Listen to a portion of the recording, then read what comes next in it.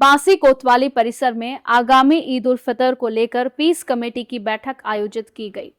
बैठक की अध्यक्षता उप जिलाधिकारी निखिल चक्रवर्ती ने की, जिसमें पुलिस व प्रशासनिक अधिकारियों के साथ हिंदू मुस्लिम समुदाय के गणमान्य लोग शामिल हुए। एसडीएम निखिल चक्रवर्ती ने कहा कि त्योहार भाईचारे और सौहार्द का प्रतीक है, इसलिए सभी लोग मिलजुल कर शांति के साथ त्योहार मनाएं और किसी भी अफवाह पर ध्यान न दें। वहीं क्षेत्राधिकारी शुभेंदु सिंह ने सुरक्षा के पुख्ता इंतजाम का भरोसा दिलाते हुए कहा कि सोशल मीडिया पर भी नजर रखी जा रही है और किसी भी अराजक तत्व को बख्शा नहीं जाएगा।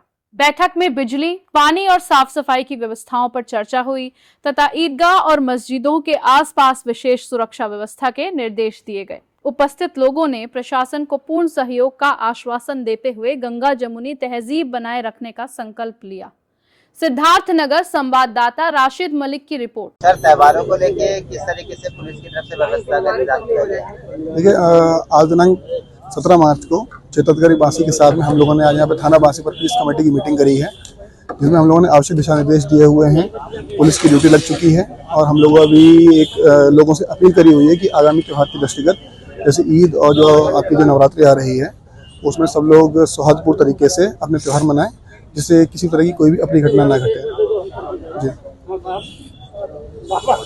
सर, सोशल मीडिया पे जो आपराधिक जो है पोस्ट वायरल करके और किसी एक समुदाय को टारगेट कर रहे हैं लगातार, तो ऐसे भी प्रकरण आए हैं, तो ऐसे लोगों पे क्या कार्रवाई? इस तरह की अगर कोई भी किसी को टारगेट करता है तो IT एक्ट के अंतर्गत उसके खिलाफ कार्रवाई करी जाएगी।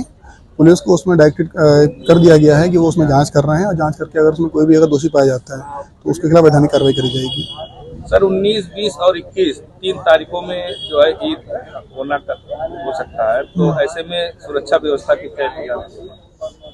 देखिए, जैसा अभी आपको बताया गया है कि ईद के दृष्टिगत पुलिस की पूरी ड्यूटी लग चुकी है और हम लोग कोशिश यही कर रहे हैं कि हाँ की ईद सौहार्दपूर्ण रूप से पूरी करी जाए।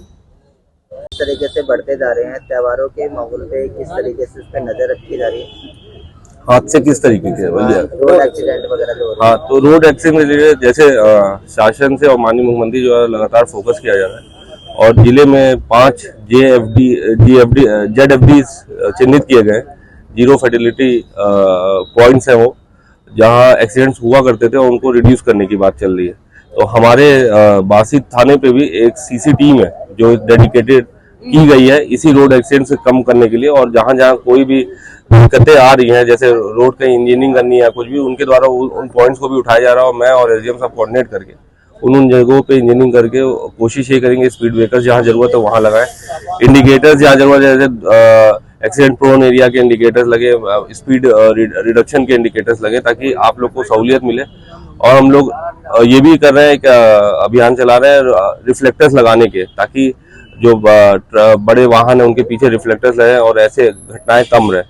दूसरी चीज, हमने सख्ती से ये भी मतलब लोगों को निर्देश दिया है कि आप अगर कोई भी लापरवाही करते हुए अगर एक्सीडेंट्स होते हैं तो उसमें हम लोग कड़ी से कड़ी कार्रवाई करेंगे, ताकि एक नजीर वो हो। और हमने इनसे अनुरोध भी किया है कि जैसे देखते हुए पुराने समय में और वर्षों में जो त्योहार मनते आए हैं, जैसे भी उसमें देखा गया है कि बाइक्स पे छोटे छोटे बच्चे एक ही बाइक पे 4 बच्चे बैठ के जाते हैं, हाँ, और रैश ड्राइविंग करते हैं, जिसकी वजह से अपनी जिंदगी जोखिम पे तो डालते हैं, लेकिन दूसरों को भी जिंदगी जोखिम में डालते हैं।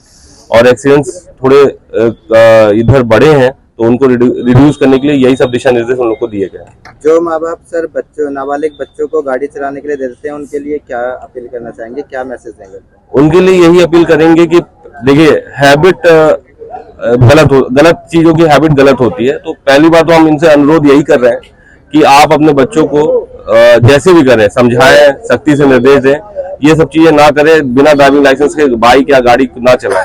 लेकिन अगर वो लोग हैबिचुअल होते हैं, बच्चे वो फिर से पकड़े जाते हैं, तो उसके बाद उनके माँ बाप को ही हम लोग कड़ी या तो जो भी कानूनी कार्रवाई वो, या नहीं तो हम भारी मुचलके से पाबंद करा के थाने स्तर से उनको डेटर करेंगे, ताकि वो अपने बच्चों को गाड़ी चलाने, या कोई भी ऐसा बच्चा जिसके पास ड्राइविंग लाइसेंस नहीं है वो ना गाड़ी चलाए और रोड एक्सीडेंट्स को हम रिड्यूस करेंगे इस तरीके से। अच्छा सर, एक मामला है बासी में रोडवेज की जो बसें हैं, रोडवेज में पूरा परिसर खाली रहता है।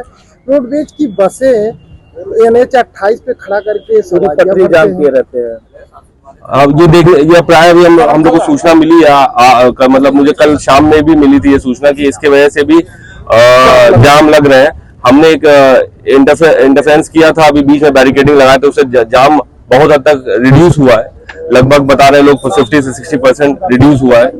और इसके बाद हम ये बसेस पे भी टारगेट कर रहे हैं। अगर ये लगातार, अभी आज हम लोग एक ड्राइव चलाएंगे, रात में हम पैदल गश्त भी करने वाले हैं, तो वहां अगर कुछ बसेस जाएंगे उनको तो ऐसे मतलब बता के उनको हटा दिया जाएगा, लेकिन इनके संचालकों को बुलवाया जाएगा आज कल में, और उनको सीधे से दिशा निर्देश देंगे कि अगर आप गलत तरीके से पार्किंग करते हैं तो आपकी बसेस सीज की जाएंगी, और अगर आप हैबिचुअल होगे तो फिर हमेशा के लिए कानूनी कार्रवाई करके आपकी बसेस को हमेशा के लिए वो मतलब आपको चलाने नहीं दिया जाएगा, आपका ट्रांसपोर्ट का जो लाइसेंस है निरस्त करा दिया जाएगा। हाँ, विधि कार्रवाई कर दिया जाएगा बेसिकली। और इससे भी यही कोशिश यही रहेगी कि अगर बसेस वाला भी इशू खत्म हो जाए तो हमारे ट्रैफिक जाम का इशू परमानेंटली यहाँ खत्म हो जाएगा और कोई कभी इशू नहीं रहेगा। Okay, thank you.